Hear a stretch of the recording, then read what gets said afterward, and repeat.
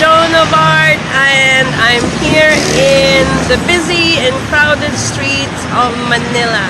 While here in Manila, let us do a video tutorial in Ilonggo. This is for Scott Anthony. He's requesting me to make a video to impress a good friend of his. You have probably heard of the word GID, every so often spoken by Ilonggo. What does GID means? Sometimes GID is spelled this way, and in the old days it used to be spelled this way. GID is a word or an expression used by Ilonggos to emphasize a point. Meaning to say, if you want to emphasize something, you say GID. It roughly means very. When you say GID, say it with feelings. When you mean to say very, you add the word GID. You can use it by itself, like GID, very, or coupled with another word, especially an adjective, like katahum, meaning beautiful. Katahum GID. You add GID. So you say katahum GID.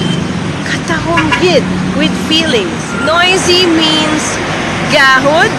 If you add ka, it also means also very or so noisy. So if you mean so noisy, kagahod, like this bus over here.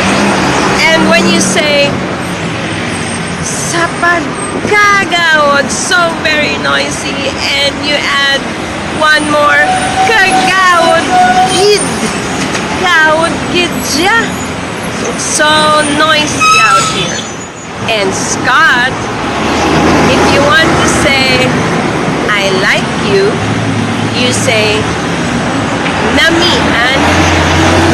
Namian is like, namian ko, I like, and namian gid ko, I like very much. If you want to say more than that, like I love you so much, palangga tagid ka. So, I like you, or I love you so very much.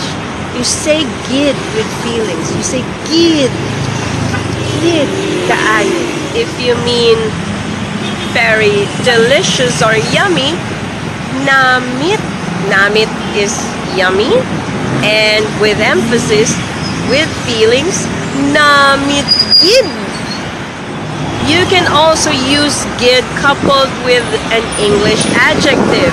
If you forget your adjectives like happy, happy GID ko.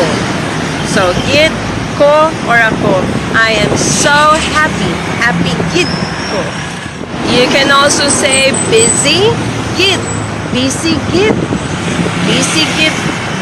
So there are variations. You can add kaayo, meaning so much. So busy GID kaayo. Noisy traffic, gahod GID kaayo. Gahod GID. Busy traffic, busy GID.